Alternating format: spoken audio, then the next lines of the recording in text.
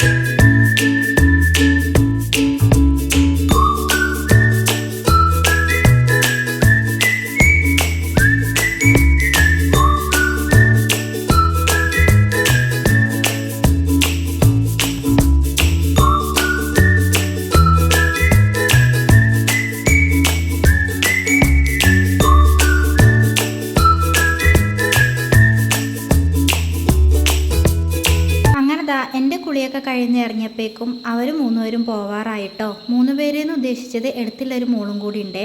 അങ്ങനെ അവരെ ഏട്ടനെ കൊണ്ടുവിടാൻ വേണ്ടി പോവുക കേട്ടോ. ഏട്ടൻ തിരിച്ച് വരുമ്പോഴേക്കും വേഗം എനിക്ക് മാറ്റണേ. അപ്പം ഞാനതാ അവർ പോകുമ്പോഴേക്കും വേഗം പോയിട്ട് മാറ്റാൻ വേണ്ടി നിന്നേ. അല്ലെങ്കിൽ എനിക്ക് ഇനി ബസ് കിട്ടൂല. ഇപ്പം തന്നെ സമയം 9:30 കഴിഞ്ഞിട്ടുണ്ട്. അപ്പോൾ ഞാൻ വേഗം പോയിട്ട് മാറ്റാൻ വേണ്ടി പോവുകയാണ്. നമുക്ക് പിന്നെ ഒരുപാട് കലാപരിപാടികളൊന്നും മുഖത്തിടാനില്ലാത്തത് കൊണ്ട് തന്നെ എളുപ്പത്തിൽ മാറ്റലൊക്കെ കഴിയും.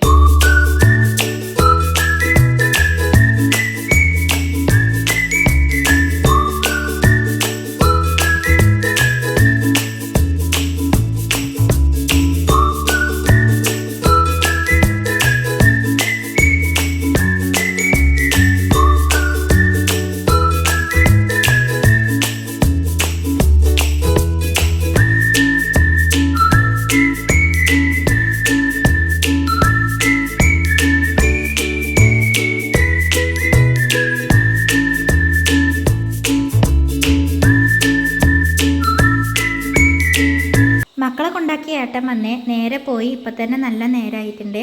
ഏട്ടൻ ഇന്നൊരു സ്ഥലം വരെ പോകാനുള്ളതുകൊണ്ട് എന്നെ സ്റ്റോപ്പിലാക്കി തരാമെന്നാണ് പറഞ്ഞത്. സ്റ്റോപ്പിലെത്തലും ബസ് വരലൊക്കെ ഒരുമിച്ചായിരുന്നു. അങ്ങനെ വേഗം ബസ്സിൽ കയറി.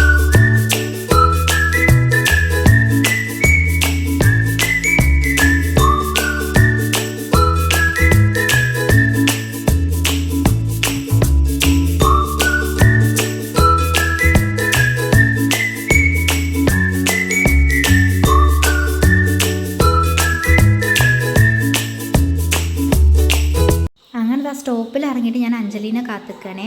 ബസ് കണ്ട് പക്ഷെ ആളെ കാണുന്നില്ലായിരുന്നു. അപ്പോൾ അവൾ തൊട്ടടുത്തൊരു കടയിൽ കയറിയിട്ടുണ്ടായി. അങ്ങനെ അവളെയും കൂട്ടിയിട്ട് ഞങ്ങൾ നേരെ സെൻറ്ററിലേക്ക് പോവുകയാണേ.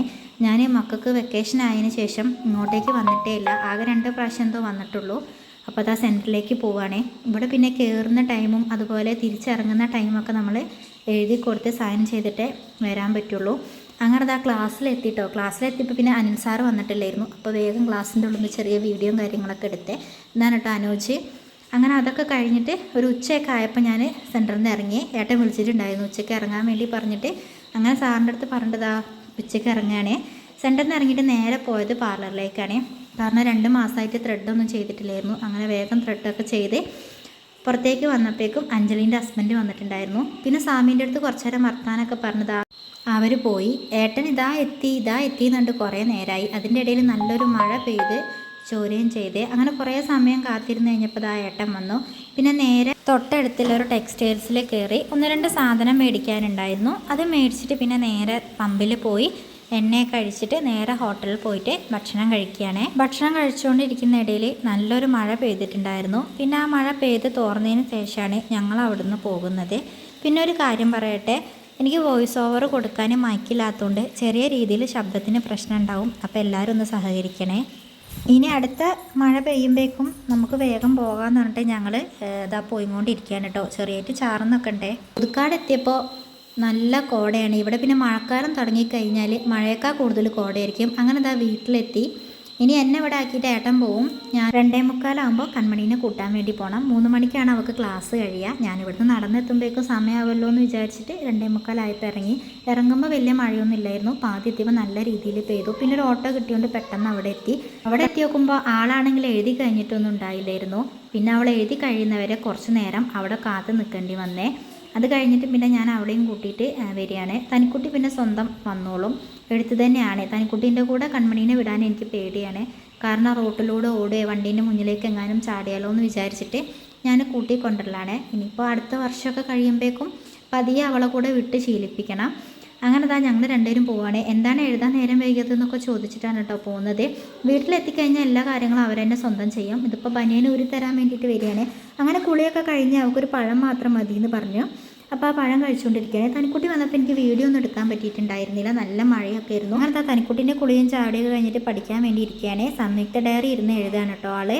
അപ്പോൾ ഇന്നത്തെ വീഡിയോ ഇത്രയേ ഉള്ളൂ. ഇഷ്ടപ്പെടുകയാണെങ്കിൽ ലൈക്ക് ചെയ്യാനും ഷെയർ ചെയ്യാനും സബ്സ്ക്രൈബ് ചെയ്യാനും മറക്കരുത്. പുതിയൊരു വീഡിയോ ആയിട്ട് കാണുന്നത് വരയ്ക്കും എല്ലാവർക്കും ടാറ്റാ ബായ്.